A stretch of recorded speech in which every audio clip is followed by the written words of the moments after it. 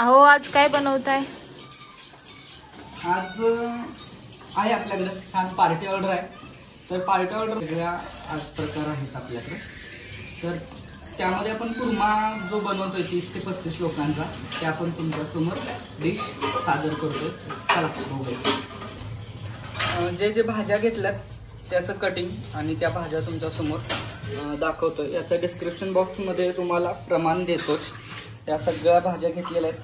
त्यामध्ये बटाटा, बीन्स, गाजर, फ्लावर, पनीर, त्यानंतर इथं ओल्या नारळाची पेस्ट घेतलेली आहे.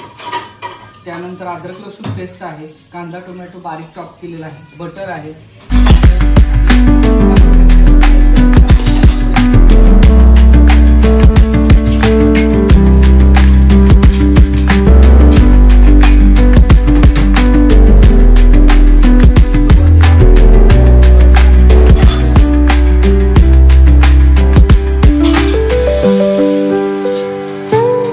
फ्लेवर पण छान देतो आणि एक ज्यूसी एक वेगळाच लेअर असतो बटरचा तो, त्यामुळे आपण बटर टाकलं. अशा पद्धतीने आपण सुकं खोबरं, तीळ, जिरेपूड, धनेपूड, गरम मसाला, त्यानंतर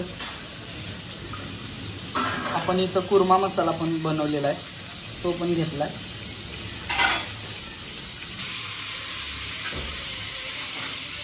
बटर आणि तेल चांगलं गरम भात करून आपण त्यामध्ये हिंग आणि जिरे घालतो.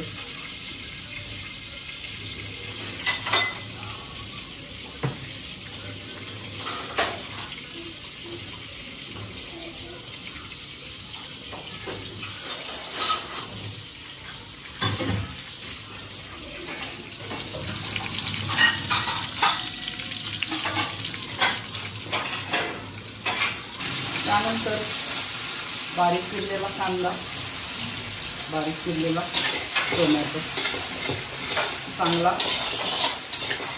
भाजून घेतो.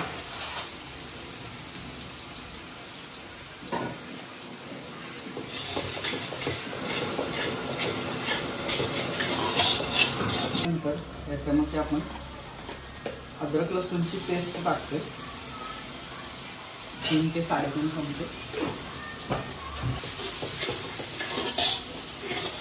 नारळाची पेस्ट केलेली आहे. एक मीडियम साईज नारळ होता, त्याची पेस्ट थोडंसं पाणी घालून केलेली आहे आणि ती आपण टाकतो. अशा पद्धतीनं हे छान मिश्रण भाजून घेऊया आणि यामध्ये गरम पाणी टाकूया.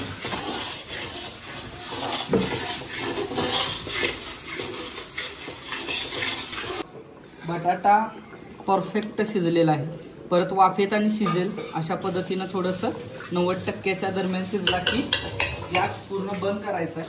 त्यामध्ये राहिलेलं काय टाकायचं आहे तर आपण कुर्मा मसाला टाकला, सगळ्यात शेवटी टाकला, कारण त्याचा परत एकदा असा स्वाद, त्याचा स्मेल आणि खूप छान असा स्मेल इथं पसरलेला आहे.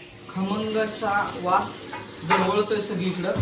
कुर्मा आल्यानंतरच ताटामध्ये टेस्ट जाणवेल असा पद्धतीने स्मेल पण याचा आलेला आहे. त्याचा स्ट्रक्चर बघा, त्यात अजून थोडा घट्ट होऊ शकतो हवा असेल तर. त्यानंतर याचा कलर बघा, कोणताही कलर न टाकता एकदम मस्त असा कुर्मा बनवलेला आहे आपण. यामध्ये लास्टला पण हवा असेल तर लिंबू पिळू शकतो अशा पद्धतीनं. आणि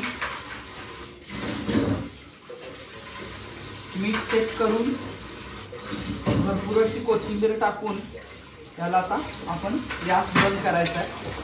तर तुम्ही डिस्क्रिप्शनमध्ये दिलेल्या क्वांटिटीनुसार कुर्मा करा, टेस्ट करा, मला कमेंट करून सांगा कसा झालाय. धन्यवाद.